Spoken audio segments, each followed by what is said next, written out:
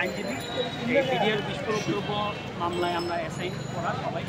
তো আমরা গতকাল থেকে শুনেছি যে প্রথমে শুনলাম আমাদের অস্থায়ী আদালত কেরানীগঞ্জ, আপনাদের মাধ্যমে আমরা জেনেছিলাম।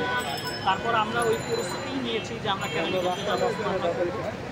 তো আমরা পরবর্তীতে যেহেতু গতকালকে এই একই বিষয় নিয়ে বাংলাদেশে যেটা আন্দোলন হচ্ছে, হুমকি জানিয়ে দেওয়া হচ্ছে, 24 ঘন্টার আলটিমেটাম দেওয়া হচ্ছে, এটা আমরা জেনে আমরা বললাম যে আমাদেরও নিরাপত্তার বিধান করতে হবে।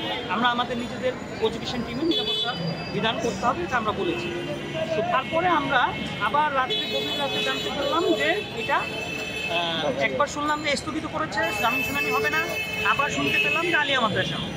তো আলিয়া মাদ্রাসা হবে শুনে আমরা যেহেতু রাষ্ট্রপক্ষের দায়িত্বপ্রাপ্ত, আমরা ঠিক 10:30টায় যেহেতু মামলা শুরু হবে, আমরা তার আগে চলে এসেছি এখানে যে এই মামলাটা আমরা পরিচালনা করবো রাষ্ট্রপক্ষ। এটা কিন্তু এসে পূর্ব নির্ধারিত ছিল, আজকে যে শুনানির তারিখটা ছিল এটা পূর্ব নির্ধারিত ছিল।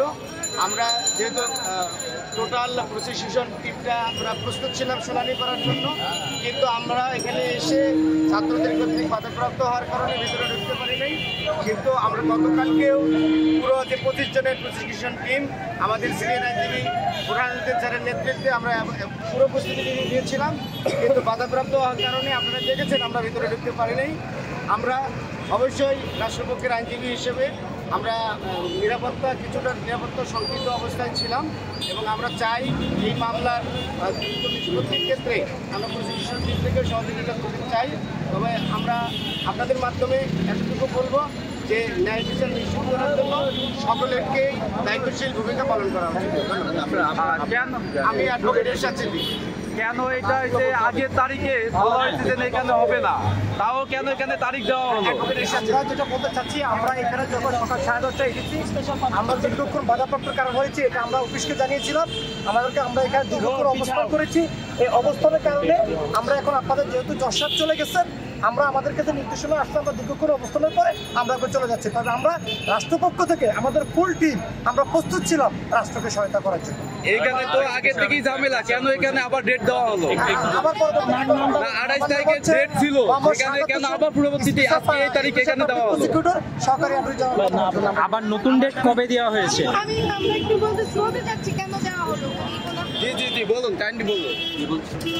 আমাদের আজকের যে কোর্টের ব্যাপারটা, কোর্টটা কিন্তু এখানে ছিল না। এটা আমাদের কথা ছিল কেরানীগঞ্জে, যেহেতু গ্যাজেট হয়নি সেহেতু আবার এখানে দেওয়া হয়েছে। 1.5 মাসে কেন গ্যাজেটটা হয়নি?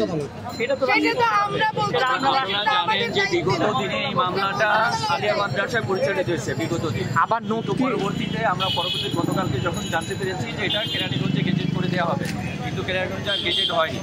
পরবর্তীতে আজকে সকালে জানতে পারছি যে পূর্ব নির্ধারিত অনুযায়ী আমাদের আলিয়া মাদ্রাসায় হবে। যেহেতু আমরা রাষ্ট্রপক্ষে মামলা পরিচালনা আমাদের করতেই হবে, সেই জন্য আমরা এখানে এসেছি। কিন্তু আলিয়ার মাদ্রাসার ছাত্ররা বলছে আমাদের সেখানে পড়ছে। আমরা বারবার চেষ্টা করছি যেতে, কিন্তু আমাদের সেখানে যেতে দেয়নি। বলছি 2-1 প্রসিকিউটর এবং জাজ সাহেবকে, মাননীয় জাজ সাহেবকে সেখানে যাওয়ার অনুমতি দিয়েছিল।